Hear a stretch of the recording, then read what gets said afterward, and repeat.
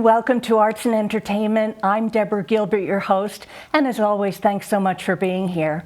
Well, I hope you enjoyed the show today. We're going to talk to musician Hilarie Clark Moore. And Hilarie, thanks so much for being here today. Well, thank you so much for inviting me. It's just been a pleasure meeting with you before we talk, and I'm interested in our conversation. Yes, I'm thrilled to have you. Thank you for coming to the station. Thank you. Well, what I like to do for the viewer is always introduce the guests to them first and their background. So why don't you tell us about yourself? Take us back. I'm a Connecticut native who grew up in Old Lyme, Connecticut. I've been very interested in music from every angle that you can think of. I went in as a performance major on the French horn at the University of Connecticut, and after graduating from there, I went to Yale to go pursue academia and got a PhD in music theory.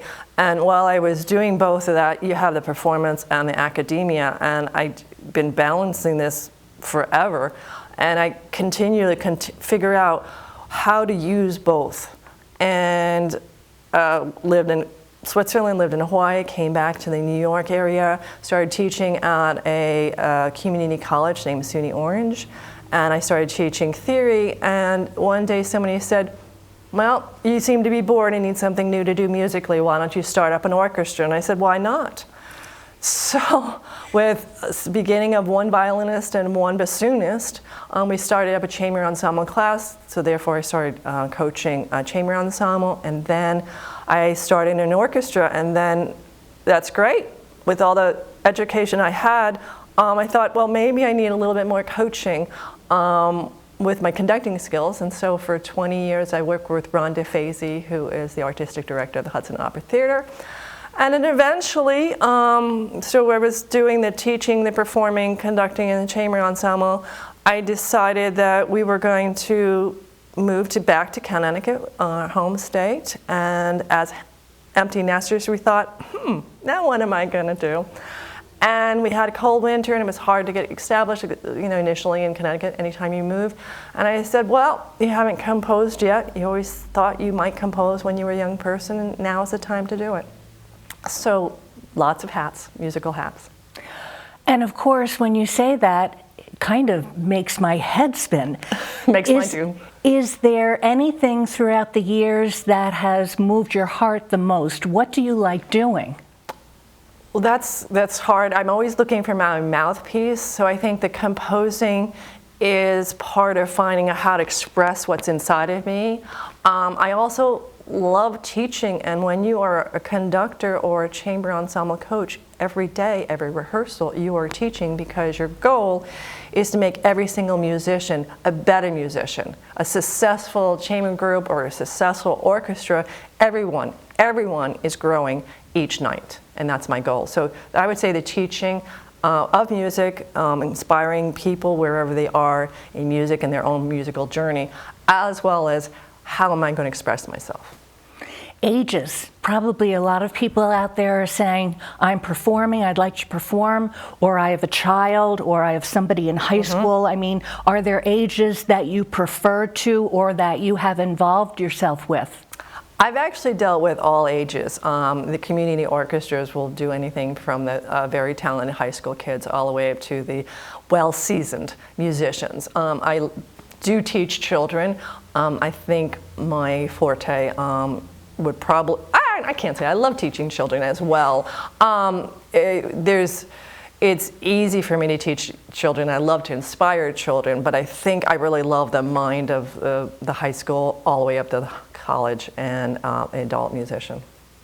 Is it hard to learn an instrument? I mean, how does somebody get started learning how to play?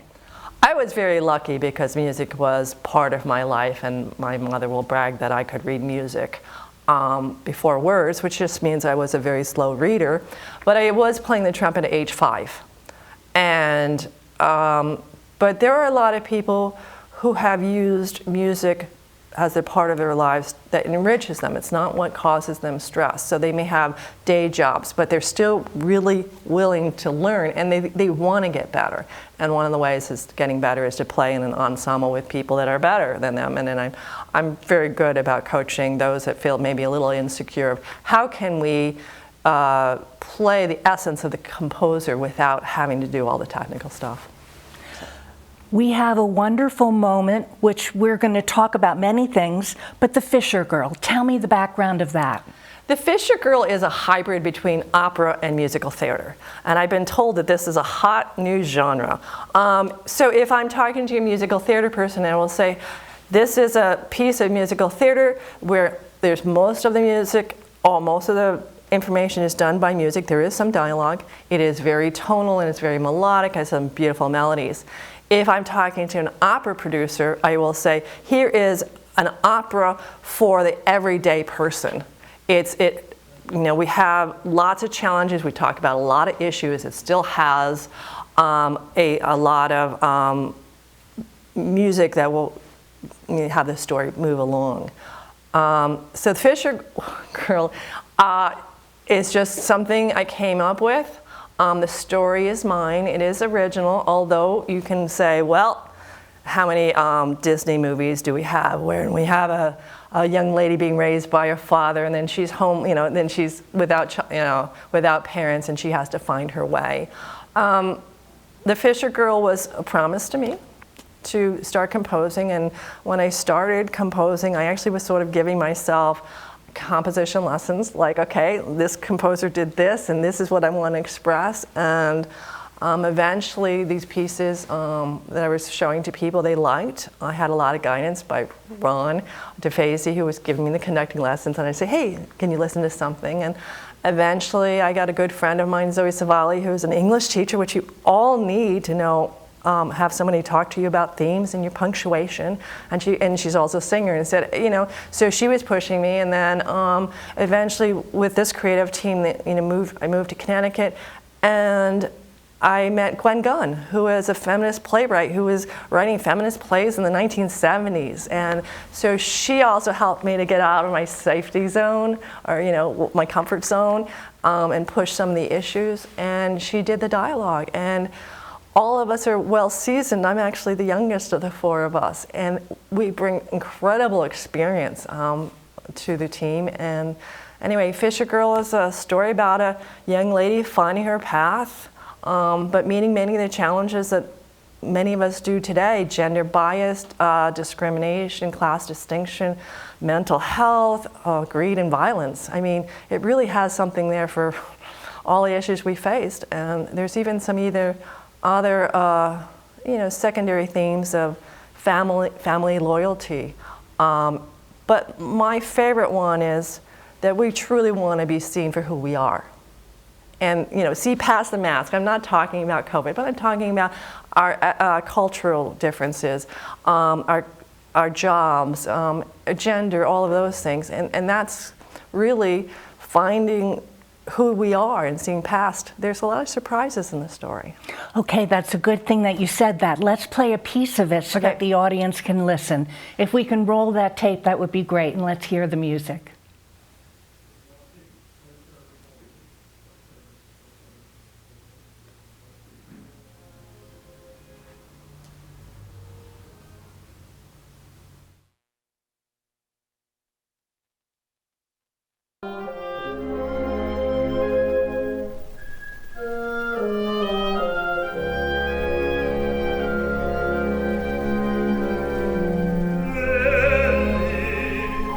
My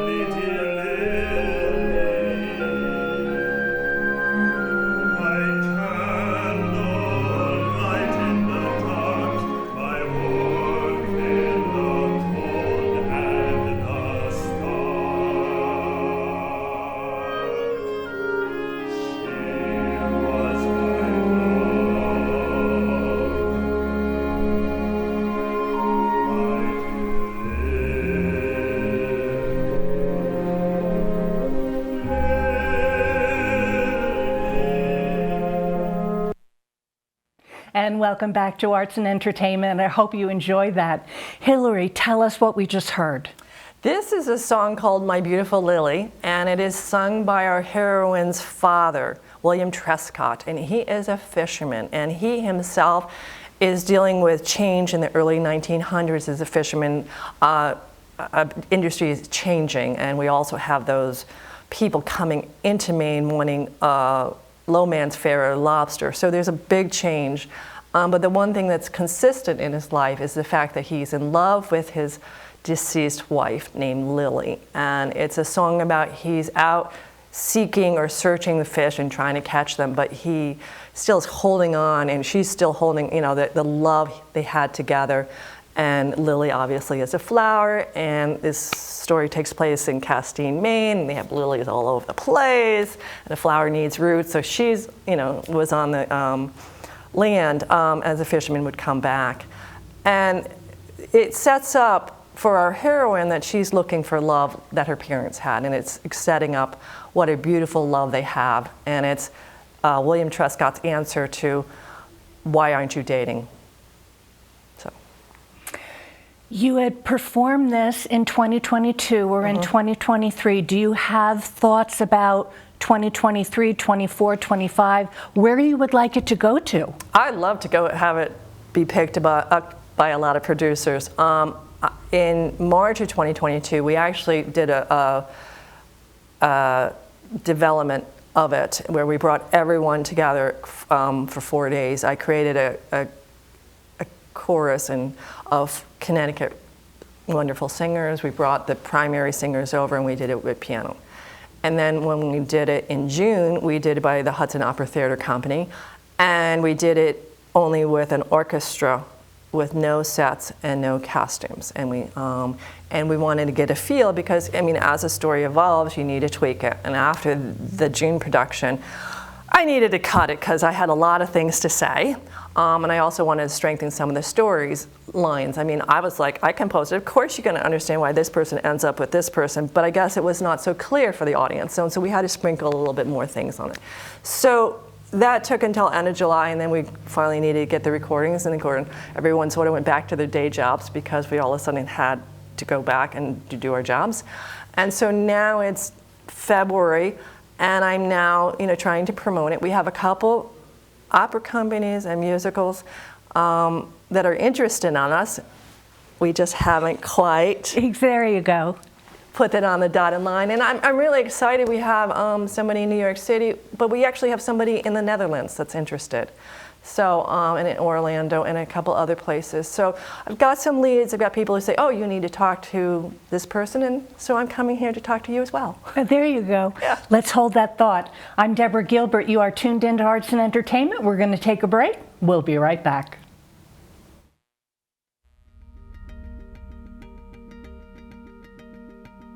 Smart TVs and streaming services have taken over the television industry. VSC TV is proud to announce our presence on Apple TV and Roku to make watching your favorite shows even easier. You can access this service by downloading the Cablecast ScreenWeave app. Then choose Valley Shore Community TV from the list of channels. Select VSC TV Live to watch our channel in full HD. Or pick a show from our on-demand video library.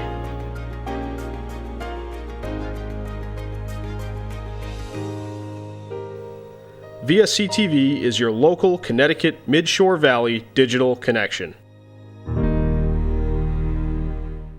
And welcome back to Arts and Entertainment. I'm Deborah Gilbert, your host, and as always, thanks so much for being here. Hilarie, you know what? You were recommended by a really wonderful woman by the name of Mary Miko from the Goodspeed with regards to the League of Professional Theater Women.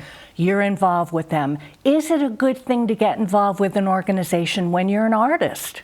Oh, absolutely. And Mary's been so good about promoting me and telling me when I should go to things and stuff. And I haven't always had the time to do some of these things because I'm balancing a lot of other things and other rehearsals and things like that. But she's absolutely perfect in what she's doing, and really she's grooming people who are new into the business and trying to help. And this league is just wonderful because it's women helping other women, and I really do feel that support. Well, I've interviewed them many times, and it just sounds as if it's just a dream organization to be a part of, let alone it's wonderful for me to interview them because I learned so much, and I get their emails and they suggest such great guests such as yourself. It's just wonderful. Yes, it's just wonderful.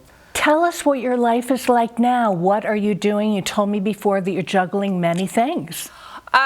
Yes, I'm a conductor of 2 community orchestras in the state of Connecticut. The Cheshire Symphony Orchestra, which I have done since 2015. And they're just a wonderful group of musicians. And just recently, I, with other musicians and a board, have started the Southeastern Connecticut Community Orchestra, or we'll call it SECA, which is actually a musical term. And we started officially in September, and the orchestra is already more than 50 people. So both orchestras have concerts in March. Cheshire Symphony Orchestra has their on Friday, March 24th at 7:30 at St. Peter's Church in Cheshire. And SECA has their concert March 18th, which is a Saturday at 7:30 at Evans Hall in Conn College. That's my Monday and Wednesday jobs. I also private teach both horn and piano. I also run a horn ensemble, which is just getting some really great horn players in the state of Connecticut, and we just get together and we actually have a session tonight, and that's a rather impromptu thing, but I think something that everyone loves. And I also do a chamber music program, and I work with Kathy Gianpietro, who is a oboist, but a coach for chamber ensemble. And it's a program called Chamber Music by the River because everyone comes to my music studio and I'm on the Connecticut River. And it's a place that we can work and nurture amateur musicians to play woodwind quintets. And before COVID, it would be a weekend-long program where 15 musicians would come together. We get them into groups of 3 quintets, and eventually by Sunday that we do a performance. Now in this world after COVID, we're still got health issues and we can't have anyone who has a cold or COVID, so we've gone and just made it into a workshop. And I think this format people really, really enjoy. And I have a waiting list and I have to turn people down. And it's like, you don't usually have to say, you have too many bassoonists. I mean, so something is happening that's right with those programs. And in addition, obviously promoting Fisher Girl, but I do have an idea for the next work, and I need to start really, I've got some snippets of stuff, but we're working on it. Before I forget, let's talk about the website. What will the viewer find when they visit it? Oh, on my website, it has everything that I do on my musical different hats. So you will see stuff on Fisher Girl, you'll see stuff on teaching, so you can see what types of teaching that I do.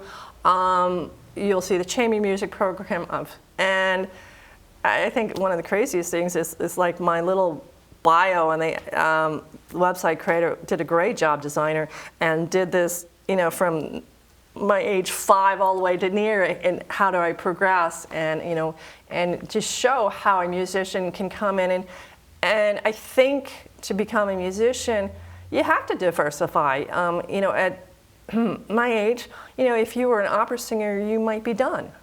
So you need to go and look into the teaching or the chamber ensemble and stuff. But I don't have a clear path of what I did, but it actually all makes sense when I look back. I mean, being conductor takes that academia and the performance and puts it together with the love of teaching. The same thing with the chamber ensemble. And the composing is just trying to express myself.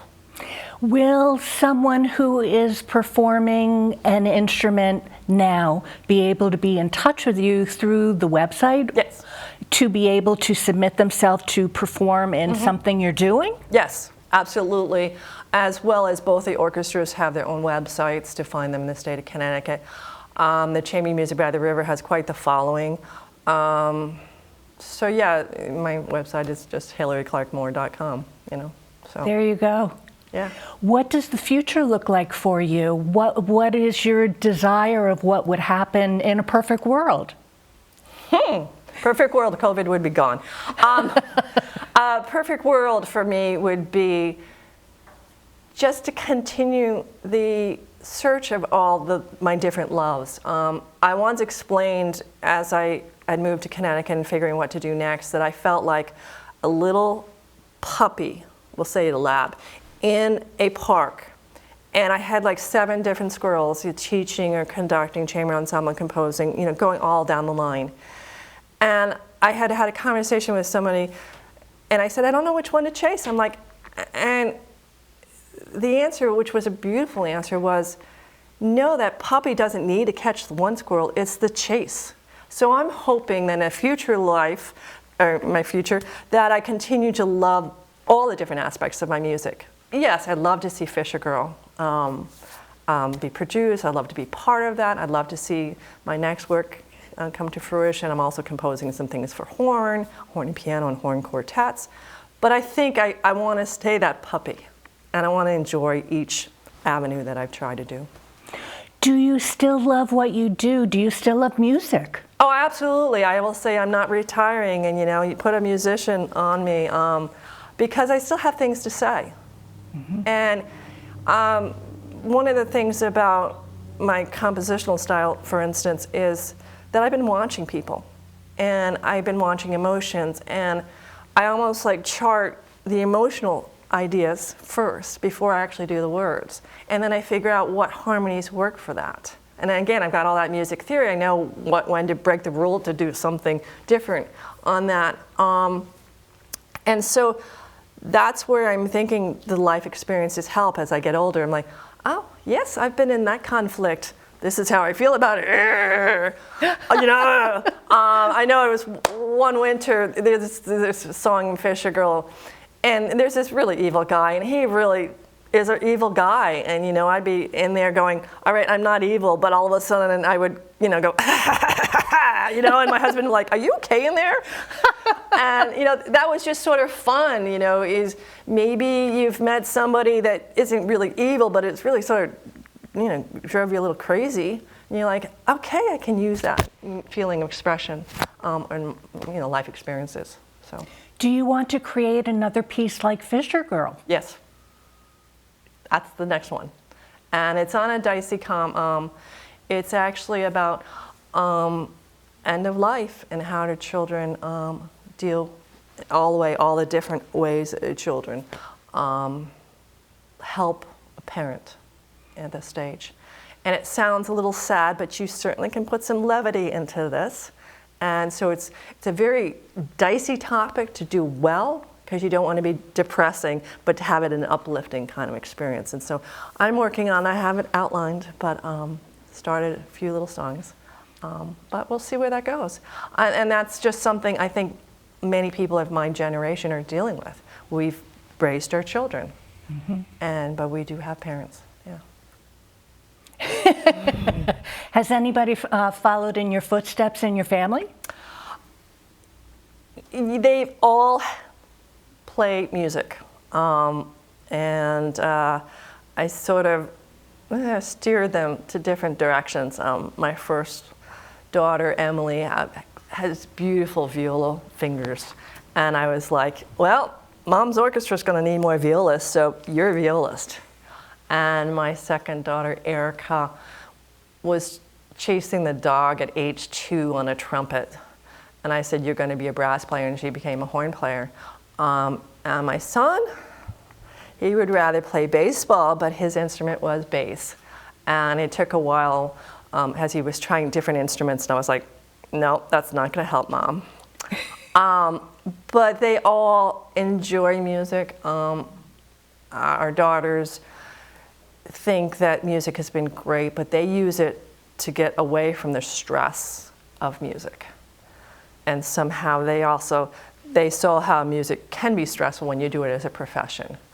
And my son may have his bass in my studio, but he can sing any opportune or any horn concerto. He's very knowledgeable and on classical book music more than he knows, and it's a little dangerous when I'm teaching a horn student or a piano student and they stop, and one of my kids will continue to whistle on the rest of the melody, and I go, you can't do that.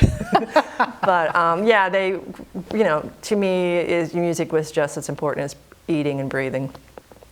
Well, it's been lovely having you. We have run out of time. Wow, that was fast. I know it was fast. Thank you so much for being thank here, you. and thank you for what you shared with the audience. Yes. I really appreciate it. Great, thank you, and thank the audience. And thanks so much for being here. I'm Deborah Gilbert. You have been tuned into Arts and Entertainment. And in case you'd like to volunteer for the program, I'd love to have you. Please contact me at artsandentertainment@mail.com. Well, I hope you have a super day. Thanks so much for tuning in. I'll see you next time.